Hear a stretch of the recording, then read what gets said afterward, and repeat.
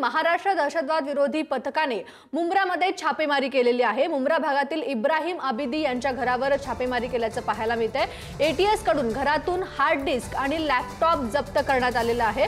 अल कायदा या दहशतवादी संघटनेचे साहित्य बाळगल्याच्या आरोपावरून एका सॉफ्टवेअर इंजिनियरला पुण्यातून अटक केली होती। याच प्रकरणी आता महाराष्ट्र एटीएसने मुंब्रा भागात छापेमारी केली आहे। दिल्लीतील स्फोटानंतर देशातील तपास यंत्रणा सतर्क झाल्या असून वेगवेगळ्या प्रकरणांमध्ये कारवाईला वेग आला आहे। पुण्याच्या एका प्रकरणात दहशतवाद विरोधी पथकाने मुंब्र्यातील इब्राहिम आबिदी यांच्या घरावर धाड टाकली होती। त्यातून घरातून हार्ड डिस्क आणि लॅपटॉप जप्त करण्यात आले। या प्रकरणी त्याच्या पतीशी बातचीत केली असता सगळे आरोप त्यांनी फेटाळून लावले। अलकायदा आतंकवाद इस सब से हमारा कोई कनेक्शन नहीं है। अलकायदा तो है ही नहीं, पहली बार जबरदस्ती का खड़ा किया हुआ है। ये सब कोई कुछ है ही नहीं। ये तमाम को जो सपोर्ट मिलता है ना, ये सब ये अमेरिका से मिलता है और गवर्नमेंट सपोर्ट करेगी तो खड़ी होगी ये सारी तंजीमें। और हमारे से कोई कनेक्शन नहीं हो सकता। हम तो भोले वाले लोग हैं भाई, हमको क्या उससे लेन देन। हम तो सिर्फ और सिर्फ अल्लाह और रसूल की बातें लोगों को बता रहे हैं, बस कुरान को हम लोगों में तबलीग कर रहे हैं। महाराष्ट्र एटीएसने केलेल्या कारवाईमध्ये मुंब्र्यातील इब्राहिम आबिदी यांच्या घरावरती छापेमारी केलेली होती। ही फॅमिली जी आहे ती गेल्या 5 वर्षापासून मुंब्रा भागामध्ये वास्तव्यात आहेत। व्यवसायाने ते रिटायर्ड प्रोफेसर आहेत आणि त्यांच्यावरती ही केलेली कारवाई जी आहे ती चुकीची आहे असं त्यांचं म्हणणं त्यांच्या पत्नीचं आहे। आपल्यासोबत त्यांच्या पत्नी आहेत। कितने बजे एटीएस की टीम यहाँ पे आई थी और क्या छानबीन करके गई है? एटीएस कल 2 बजे आई थी। 15 लोग थे वो लोग। मुंब्रा लोकल में 3 थे और बाकी 12 पुणे से आए थे। और उन लोगों ने हमारे घर की तलाशी ली। सर्च वारंट था उनके पास, तो उस बेसिस पे हमको उनको आने देना पड़ा घर में।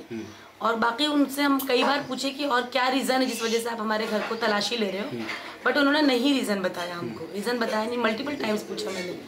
तो सर्च वारंट के बेसिस पे उन्होंने घर की तलाशी ली, पूरा घर चेक किया। हार्ड डिस्क ले गए हमारे कंप्यूटर का, मेरा पर्सनल फ़ोन, बच्चों का फ़ोन और मेरे हस्बैंड का फ़ोन, ये सब लेके गए।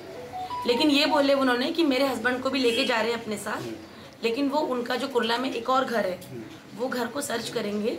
वहाँ पे भी कुछ उनको हार्ड डिस्क या कुछ भी लेना होगा तो लेंगे, लेकिन वहाँ कुछ था ही नहीं। उसके बाद फिर वो उनको पुलिस स्टेशन कुर्ला में लेके चले गए।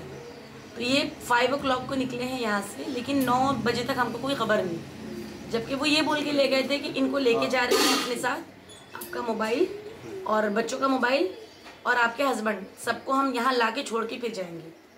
तो जब 8-9 बज गए और कोई कांटेक्ट नहीं हुआ तो फिर मैंने क्राइम उसमें कंट्रोल रूम में कांटेक्ट किया। उन लोगों ने भी कुछ बताया नहीं, बोले कि आधे घंटे में बताते हैं। फिर मैंने कंप्लेन लेटर हमारे लॉयर से कांटेक्ट करके लेटर रेडी किया और फिर मैंने पुलिस स्टेशन 3-4 पुलिस स्टेशन पे सेंड किया, ईमेल किया।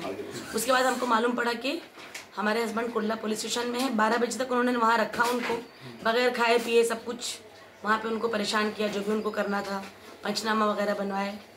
उसके बाद फिर सुबह में वापस से बुलाए। रात में एक बार छोड़े, फिर आधे घंटे बाद वापस से बुलाए, आधे 1 घंटे रखे, फिर सुबह में वापस से बुलाए अभी, और बोले 1-2 दिन में इनको पुणे भी बुलाएंगे।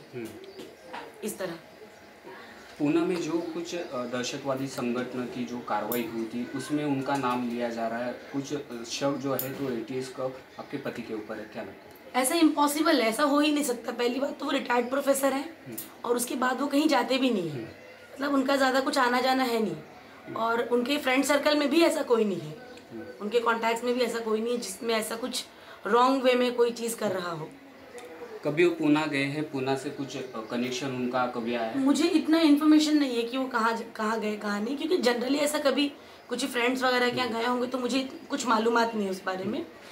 बट वो जो पुलिस आई हमारे घर, उसकी वजह से हम बहुत डिस्टर्ब हो गए। हमारे बच्चे, हमारा घर, हमारी हर चीज़ बहुत डिस्टर्ब हो गई है।